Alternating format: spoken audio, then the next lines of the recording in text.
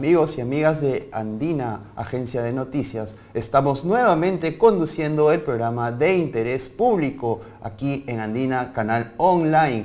Fidel Gutiérrez les da la bienvenida luego de una pausa de algunas semanas en las que el tema deportivo y algunos otros temas estuvieron en la palestra en nuestro programa. Esta vez volvemos con nuestras entrevistas en de interés público abordando el tema de nuestro país, ese tema tan amplio llamado Perú. Para ello hemos convocado a historiadores y también al el titular encargado del Centro de Planeamiento Estratégico Nacional, el CEPLAN, el señor Víctor Vargas Espejo. ¿Por qué estamos con él y por qué vamos a estar con nuestros siguientes invitados? Porque queremos en este breve espacio de una hora hablar sobre a dónde va nuestro país. Tenemos claro en qué momento nos encontramos, tenemos claro también que somos una suma de diversas posiciones, diversas razas, idiosincrasias e incluso contradicciones, pero también debemos tener claro hacia dónde vamos, porque de eso depende nuestro futuro y también nuestro presente. A lo largo de este programa estaremos conversando sobre todos estos temas. Empezamos dándole la bienvenida a nuestro invitado, el presidente del Centro Nacional de Planeamiento Estratégico, Víctor Vargas Espejo. Le agradecemos estar aquí por su tiempo y por acompañarnos, señor Vargas Espejo. Empecemos conversando primero qué cosa es el CEPLAN. Del nombre ya nos dice algo, es una entidad dedicada a ver cómo planeamos, ¿no? A qué estrategias tenemos para más adelante, ¿no es así? Correcto. En verdad, el CEPLAN tiene varios mandatos dentro de su ley de creación. El primero es justamente contribuir a que el Estado formule una visión compartida de futuro. Y en ese marco de identificar esa visión compartida de futuro, también identificar los objetivos nacionales de largo plazo que como país debemos alcanzar para brindar mejores condiciones de vida a nuestros ciudadanos. De la misma manera, también se asegura y regula todo el proceso de planeamiento estratégico que realizan todas las entidades públicas, de tal manera que ese planeamiento estratégico de todas las entidades públicas esté articulado al logro de los objetivos nacionales. Por ejemplo, imaginemos Canal 7, que es una entidad que hace su proceso de planeamiento, también está contribuyendo al logro de los objetivos nacionales y tiene funciones en ese marco. Entonces, también ese proceso de planeamiento tiene que estar articulado al Plan Estratégico de Desarrollo Nacional y así todas las entidades de la administración pública. El Plan Estratégico de Desarrollo Nacional es la principal herramienta entonces con las que cuenta el CEPLAN y para establecer estos parámetros, para establecer estas coordinaciones, por decirlo así, ¿verdad? Correcto. Ajá. ¿Y qué hay al respecto? ¿En qué estado se encuentra la implementación o elaboración de este documento, señor Vargas? Actualmente tenemos un plan vigente, aprobado, pero que tiene muchas deficiencias. Y en ese contexto tenemos un mandato del actual gobierno para actualizar ese plan y ya se ha remitido la versión final a la Presidencia del Consejo de Ministros y en este momento está en proceso de evaluación para su aprobación final. Y esta es una herramienta muy potente para identificar los objetivos de desarrollo nacional, porque una vez que tú puedes identificar ciertos objetivos, vamos a llamarles compartidos, por ejemplo, eliminar la pobreza, ¿no? Es un objetivo nacional. En ese momento tenemos claro, todas las entidades de la administración pública vamos a tener claro que ese es uno de los objetivos nacionales. La población en general va a tener claro que también ese es uno de los objetivos, e inclusive hasta el sector privado, porque también identifica, y las empresas porque identifican, acá puede haber oportunidades de cómo contribuir, cómo aprovechar estas oportunidades que se van pensando, tanto en el tema de los problemas sociales que enfrentamos, en el tema de la mejor crecimiento económico, en el tema de los retos ambientales que como país tenemos, etc. Estos documentos, ¿qué tanto enfocan los aspectos micro de estas realidades? ¿O se centra más bien este plan estratégico en cuestiones más amplias de diseño de políticas nacionales? Por la naturaleza de los planes, se identifican objetivos macros, ¿no?, a nivel nacional. Y justamente ahí es donde viene el gran reto, ¿no?, de cómo hacer para que estos objetivos macros se traduzcan en cosas microeconómicas que van realizando las diferentes entidades. Y ahí es donde viene la segunda parte del planeamiento estratégico, como te decía, es a nivel de ministerios, a nivel de entidades públicas, en sus procesos de planeamiento estratégico, que van identificando esas actividades que van a asegurar el logro de este objetivo nacional. Y aunque no lo creas, esto es una cosa tremendamente poderosa, porque muchos documentos de gestión pública a nivel mundial identifican que un país que no tiene claro esos objetivos compartidos y esa visión de futura clara, termina desorientándose. Es un poco lo que pasa en la vida real, ¿no? Tú, por ejemplo, ves personas que si no tienes las metas claras, como que te pierdes en el camino. Lo mismo sucede para países. Y en el caso del documento, actualmente en vigencia, de repente todavía no podemos adelantarlo, el que aún no ha sido aprobado en la presidencia del Consejo de Ministros, pero el actual, ¿qué metas tenía? ¿Hay fechas para el cumplimiento de estas políticas o son cosas abiertas? No, todo lo contrario, ese es un gran cambio que se ha dado en esta propuesta del documento, ¿no? Nosotros tenemos, como su nombre lo dice, es el Plan Perú 2021. Entonces tenemos metas bastante claras al 2021.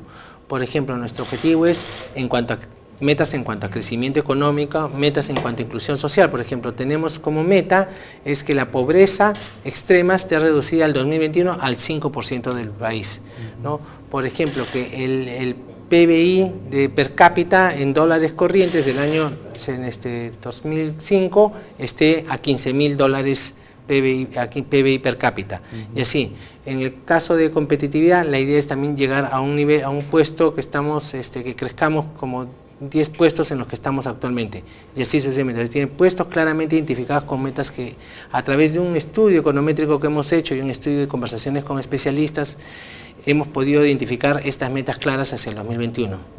Alguna vez se comentó que la idea era llegar al año bicentenario de nuestra independencia, el año 2021, teniendo estándares de países del primer mundo. ¿Esto es una posibilidad concreta o estamos, digamos, lejos de ello?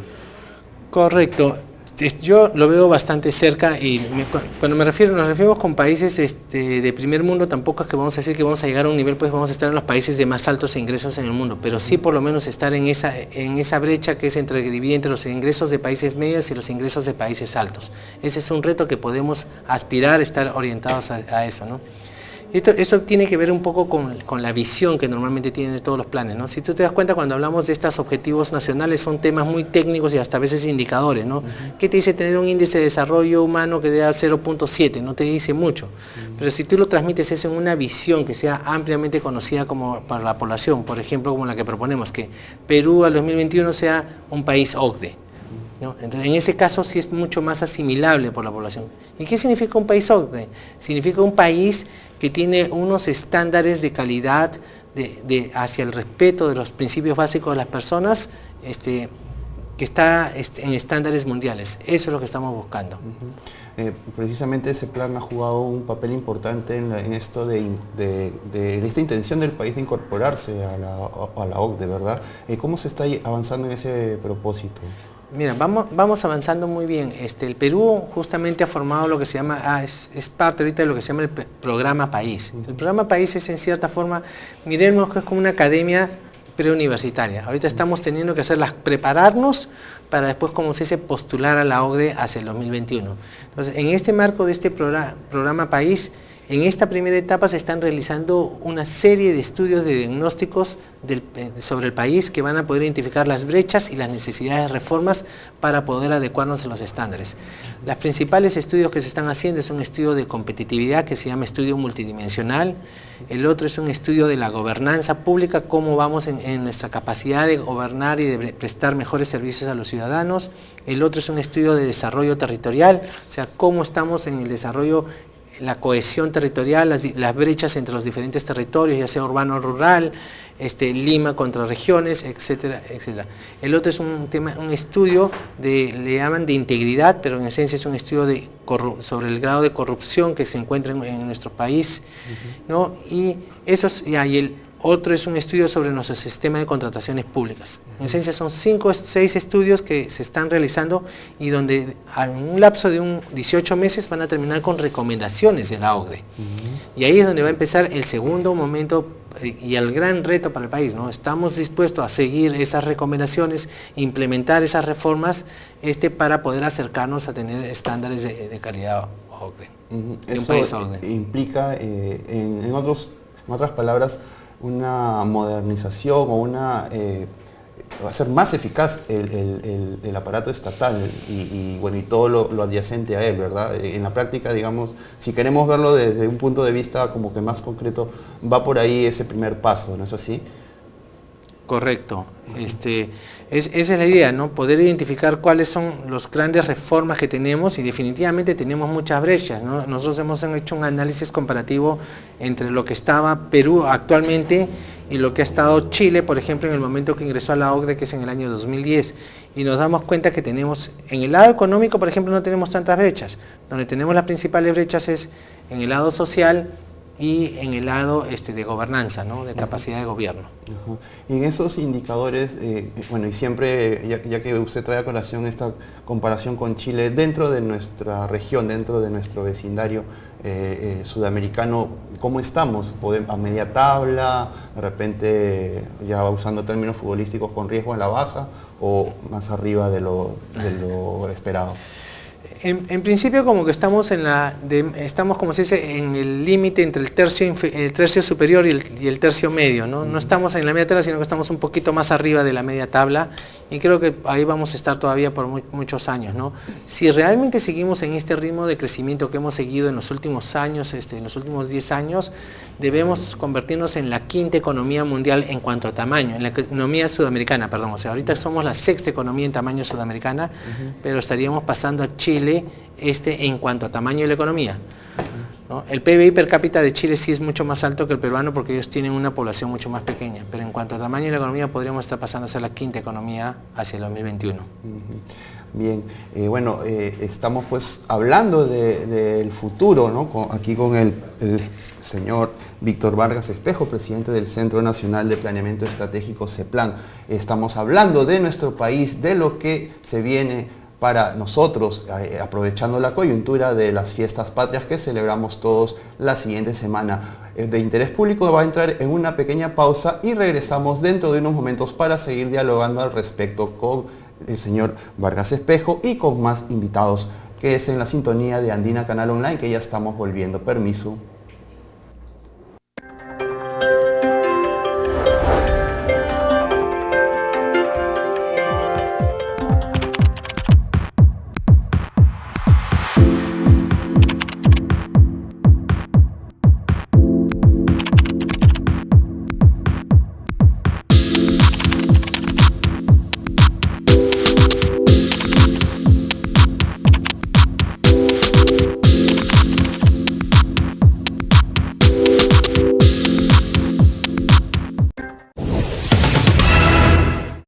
Hoy 12 de junio iniciamos nuestras transmisiones en vivo, con el corazón en la mano, ¿por qué no decirlo? Pero con el firme propósito de brindar información de primera mano, seria, responsable.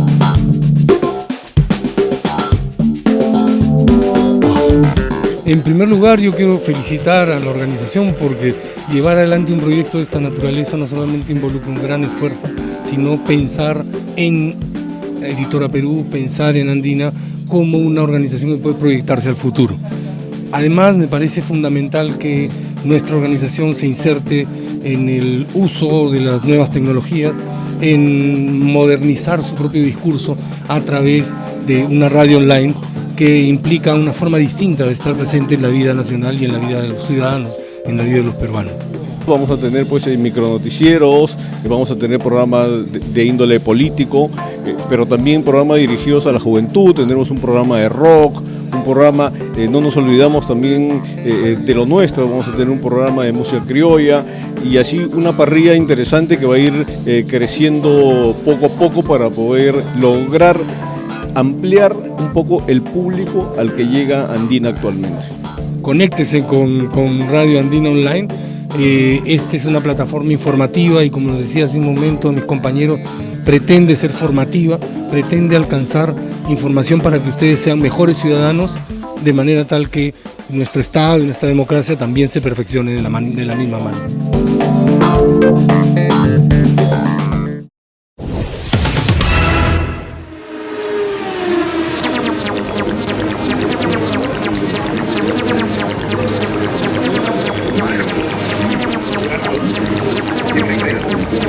Se encuentra Carlitos.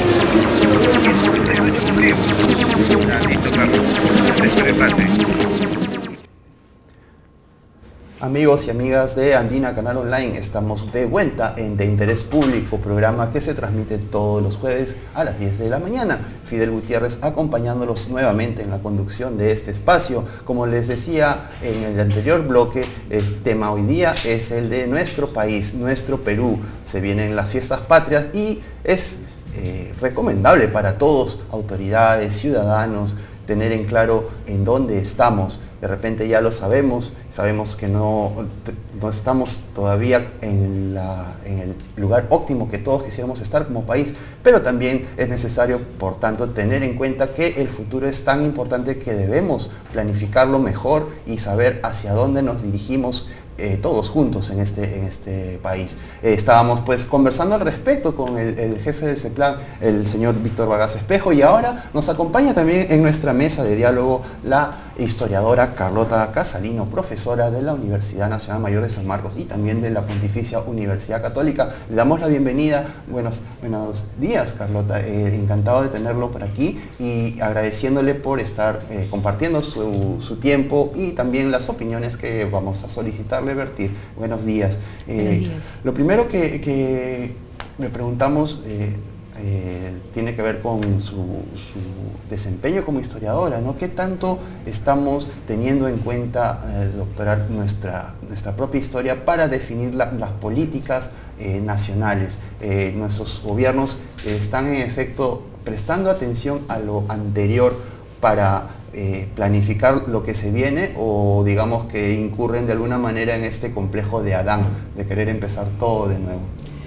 Efectivamente, gracias por la pregunta, Fidel. En nuestro país, lamentablemente, por la falta de institucionalidad que tenemos en términos históricos, generalmente nuestros gobernantes siempre han tenido ese complejo, han padecido del complejo de Adán. Todos quieren fundar la república, todos quieren empezar de nuevo, y no hay nada más desgastador y nada más contrario a la construcción de un Estado y de una nación que cada 5 años empecemos de nuevo sin desarrollar políticas continuas de largo y mediano plazo.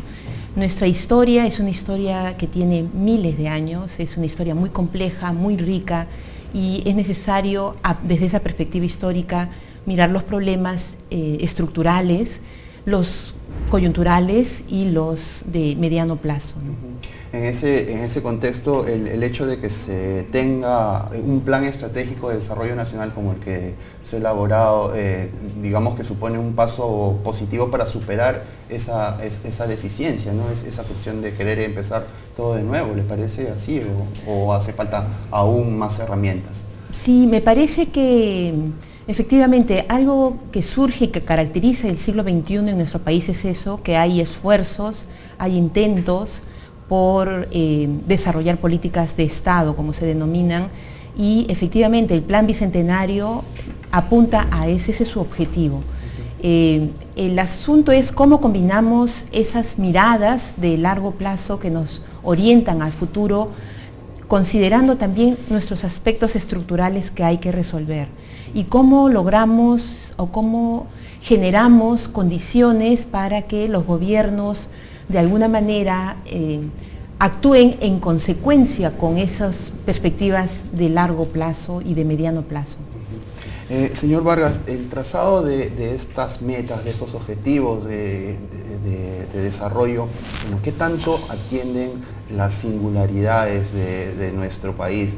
Tenemos estudiosos que con cierta precisión definen que somos varios países dentro de un mismo territorio. Entonces, teniendo en cuenta eso, todas las metas tienen que ser iguales para todos, o digamos hay que distinguir o finalmente englobar, por el otro lado, ¿no? Englobar a todos dentro de un mismo objetivo. ¿Cómo se maneja ese tipo de situaciones? Por la naturaleza de un plan estratégico de desarrollo nacional, ¿no? Normalmente trabajamos grandes agregados y en consecuencia reflejamos, como se dice, un promedio nacional, ¿no? Y tienes razón, en el promedio nacional se esconden pues las particularidades y la gran diversidad social y cultural que tiene nuestro país.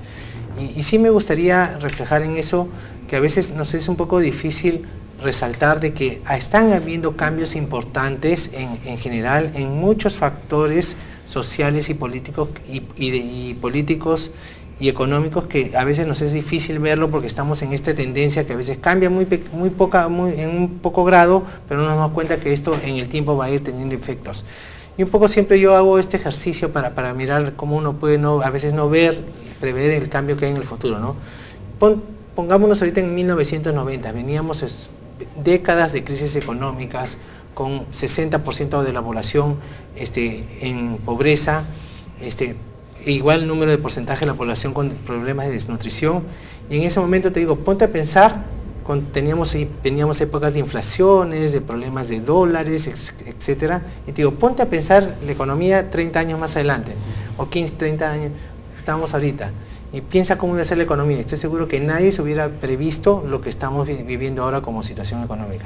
Lo mismo, en este momento están sucediendo una serie de factores, como por ejemplo la comunicación a nivel de internet, estos movimientos sociales que están emergiendo en diferentes zonas, que estoy seguro van a tener presiones sobre los procesos políticos y que van a ayudar a que justamente se logre lo que estamos mencionando, ¿no? Esta consistencia, mayor consistencia de políticas públicas que deben asegurar de que evitar estos cambios de vaivén que hemos estado reflejando nuevamente a través de nuestra historia. Una curiosidad, la meta de crecimiento económico para el 2021, ¿de cuánto es? Sí, más o menos estamos hablando en promedio más o menos de 4%, 4.5% en promedio para hasta el año 2021. ¿No? Creemos que es una cifra conservadora, puede ser quizás un poco más alto, pero prevemos que deberíamos estar siguiendo a ese ritmo, ¿no? En promedio. Igual ahora es como que más baja debido a estos vaivenes internacionales. Claro, ¿no? Tenemos que ser conscientes de que la economía peruana está altamente correlacionada al precio de las materias primas. Entonces, si tú haces una comparación histórica entre la tasa de crecimiento del PBI y el precio de los términos de intercambio, que son los precios de las materias primas que exportamos, se mueven prácticamente al mismo nivel. Entonces, si ahorita está bajando, entonces también nuestro ritmo de crecimiento ha bajado. Igual en América Latina seguimos siendo uno de los países que más está creciendo. ¿No? Bien, doctora Casalino, ¿qué tanto el señor Vargas mencionó el año 90? Bueno, se considera que a partir de los 90, de esa década, hay un antes y un después en nuestro país en cuestión de desarrollo, de estructuras de las instituciones, incluso en cuestión de reformas también, para bien o para mal. Bueno, ¿qué tanto es exacto esto? ¿Qué tanto le debemos este presente a ese pasado, a los cambios que se hicieron en aquel momento estructurales, de liberalizar la economía y de otro tipo? ¿Qué tanto estamos pagando la factura de esas acciones de gobierno en la actualidad, cree usted? Creo que la más grave de todas, de ese pago costoso que tenemos heredado de esa década, es la pérdida de valores y la desdemocratización de nuestro país, que fue terrible y que hasta ahora tenemos esa dificultad. En esa época el paradigma era que no existía la sociedad, solo los individuos.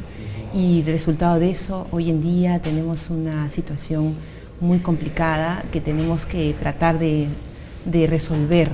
El problema es que, como decía hace un momento, son problemas estructurales. Nuestro país, desde hace varios siglos, es primario exportador. ¿Qué significa sostenernos en una matriz primario exportadora? Que vamos a depender permanentemente, nuestro crecimiento y nuestro desarrollo va a depender permanentemente de los precios internacionales. Somos altamente vulnerables a los precios internacionales de nuestras materias primas. Y eso significa, como ha señalado Víctor hace un momento, que en momentos de alza de precios nuestra economía crece y en momentos de baja de precios nosotros empezamos a dejar de crecer, a deprimirnos, a entrar en crisis. Por eso digo que es necesario, desde la perspectiva de las lecciones que nos da la historia, es tratar de innovar, de buscar propuestas en las cuales nosotros quebremos y salgamos de esa dependencia primaria exportadora que tiene nuestro país. En momentos de crecimiento es el momento en que hay que aprovechar para cambiar esa matriz de crecimiento. Y eso, lamentablemente, en ningún momento de nuestra historia lo hemos podido superar. Este año ha sido denominado oficialmente el de la diversificación productiva y hay un plan elaborado desde el Ministerio de la Producción, ¿no? Tendiente a ello. Bueno, ¿qué tanto se le está dando importancia a esto, a su juicio, y qué tan viable es su aplicación? A mí me parece, como nos señala la historia de varios países que han superado esa situación primario exportadora, es que hay que trabajar la experiencia a partir de desarrollar el agro, nuestra agricultura. Nuestra agricultura nos va a permitir tener el soporte suficiente para mantener los precios de los alimentos a un buen nivel en las ciudades. Si uno quiere industrializar, tiene que manejar ambos componentes, ¿no? El tema de la industria, pero con un soporte en el agro, en la agricultura. No solamente para exportar materia prima, productos, espárragos, en fin, todas las cosas, la quinoa que estamos exportando, sino también para el consumo interno, que esos precios nos permitan unos precios para los alimentos, las subsistencias, como decíamos, se decía a principios del siglo XX, que permita que los trabajadores puedan tener un nivel adecuado para poderse reproducir en esos momentos. Por ejemplo, la quinoa la exportamos, pero ha subido de precio. Antes yo compraba la quinoa a otro precio y ahora que está famosa, yo la comía cuando no era famosa y ahora que está famosa la puedo comer menos, ¿no? Esa es la preocupación, ¿no? Que yo creo que hay que ver cómo compatibilizamos esos elementos para que los precios de los productos no se encarezcan en la ciudad. Entonces, la clave es trabajar el campo, modernizarlo y además industrializar, es decir, cambiar esa matriz que tenemos hoy en día, que lamentablemente nos hace demasiado vulnerables.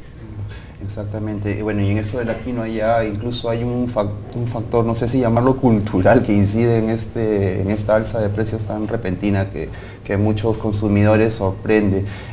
Señor Vargas, respecto a la cuestión de reformar el Estado tan necesario en varios estamentos de este, ¿qué tanto el organismo a su cargo y el Plan Estratégico de Desarrollo Nacional abordan el tema, hacen recomendaciones al respecto? Y si fuera así, ¿en dónde habría que incidir en estos cambios?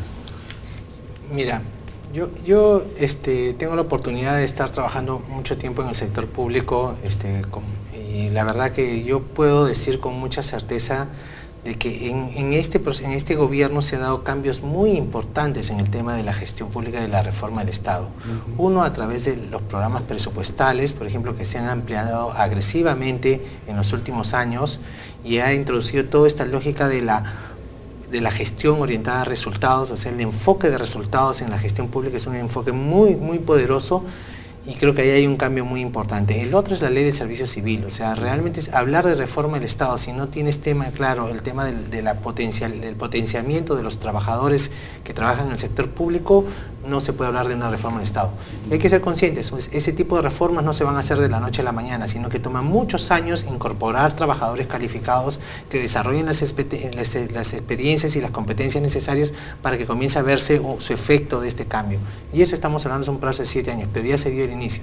Y tercero, con el sistema de planeamiento estratégico, o sea, ahora ya hay un marco de referencia en que todas las entidades públicas tienen que hacer un planeamiento estratégico con una visión de futura y articulándose a los objetivos nacionales. Entonces, con estas 3 reformas que se están haciendo, yo puedo decir que se ha dado inicio a esta reforma del Estado, y que se debe estar comenzando a cosechar los frutos en los próximos años, porque las reformas, algo que hay que tener claro, como hemos estado mencionando previamente, los cambios en el sector público no se dan pues de la noche a la mañana, sino que tienen un carácter progresivo, y yo sí creo que ahí estamos muy bien. Retos, tenemos tremendos retos para lograr también hacia el 2021, ¿no? Tenemos todo el tema de cómo hacer de que la coordinación de entre los diferentes actores, porque por ejemplo los temas como informalidad, diversificación productiva, no depende de un solo ministerio, sino que depende de la articulación de los diferentes ministerios, y ahí tenemos muchos retos, continuar con estas reformas pendientes, todo el tema de este enfoque de la administración pública de controlista, de regulatorio, hacia un orientado más a resultados, implica también un trabajo muy fuerte en los actuales trabajadores para cambiar la perspectiva de cómo vamos gestionando. El tema de la administración de justicia también es un tema que es responsabilidad, es parte de la gestión pública y también tiene que mejorar notablemente. Entonces, por ahí creo que son los 4 principales temas que deberíamos estar enfocándonos hacia los próximos años. Interesante es ver que en esta reforma de la administración pública se está empezando por el capital humano, por el personal que finalmente es el que hace a las instituciones, a diferencia de lo que ocurrió, me parece, en los años 90, en donde toda esta ola de antiestatización y de privatización, bueno, venía desde arriba y arrasaba con todos los que estaban trabajando en el lugar, y el calificativo de inectos era el más suave que se les daba para justificar este tipo de raza. Ahora como que se pretende preparar a quienes ya están dentro de la administración pública, ¿no es así? A través de Servir y estos programas, ¿no? Correcto, ¿no? Y por ejemplo es impresionante, ahora tú tienes un montón de profesionales que están comenzando a salir, creo, a partir de este año, con estas becas que se están dando a los profesionales del sector público a que vayan a estudiar maestrías de gestión pública en el extranjero. Entonces, ahorita hay una dinámica muy interesante porque hay muchos postulantes que están revisando, están postulando y van a ir becados y después van a regresar capacitados a trabajar en el Perú, ¿no? Y es un proceso, como tú dices, yo sí creo y definitivamente mi experiencia es que hay un fortalecimiento significativo de muchos profesionales. Tenemos la reforma de los gerentes públicos, tenemos también, ahorita va a comenzar a implementarse ya el servicio civil. Entonces sí creo que hay un trabajo interesante. La Escuela Nacional de Administración Pública, son temas que estamos trabajando. Las mismas prestaciones de servicio de las universidades, estas maestrías de gestión pública contribuyen a mejorar todos estos procesos, ¿no? Bien, hace un momento la doctora Carlota Casalino nos hablaba de la importancia que debe tener la producción agraria. Bueno, siempre la ha tenido y si nos remontamos a nuestros orígenes como país, como nación, bueno, hemos sido pues un país eminentemente agrícola. Y bueno, yendo hacia el pasado reciente, ¿no? Este tema de la reforma agraria que se aplicó hace unas cuantas décadas con el gobierno de la Junta Militar. Bueno, ¿qué tanto ha marcado el devenir de ese sector tan importante para nuestro desarrollo económico y social, ¿no? Porque hasta ahora parece que las heridas no se cierran y hay reacciones y uno ve confrontaciones incluso ideológicas, por así llamarlas, al respecto, ¿no? Bueno, desde el punto de vista suyo, ¿qué tanto está afectando hasta ahora ese hecho ocurrido hace ya bastante tiempo? Claro, el tema de la reforma agraria era un tema pendiente que tenía la República en nuestro país desde la fundación de la República. Desde el periodo en que San Martín proclama la independencia, todos los países de América Latina tenían que transformar la sociedad y el Estado, es decir, dejar de ser una colonia, pasar a ser ciudadanos, fundar una república, tener un Estado, y eso implicaba quebrar lo que venía del antiguo régimen. Y allí habían relaciones en el campo, relaciones extractivas, instituciones extractivas y relaciones de maltrato, ¿no es cierto?, a los indígenas de parte de los dueños de los grandes terratenientes. Eso durante todo el siglo XIX no pudo superarse por los problemas institucionales en nuestro país.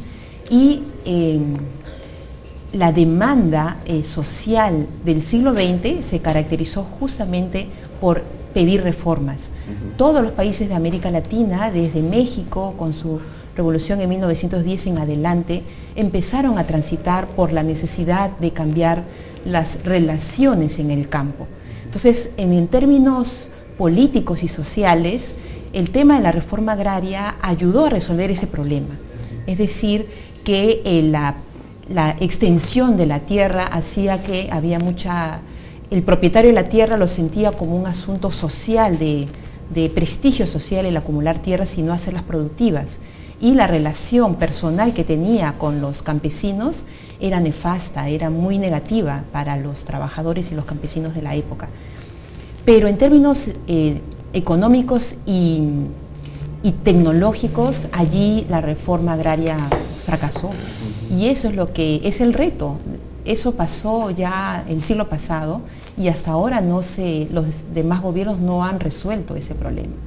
Ahí es un asunto que hay que, no se puede dejar a su suerte, liberado a su suerte, ¿no? Es un tema que exige que se resuelva el tema del campo, ¿no? Y algo que señalabas hace un momento del tema del Estado, creo que el Estado y la sociedad tienen que verse en conjunto.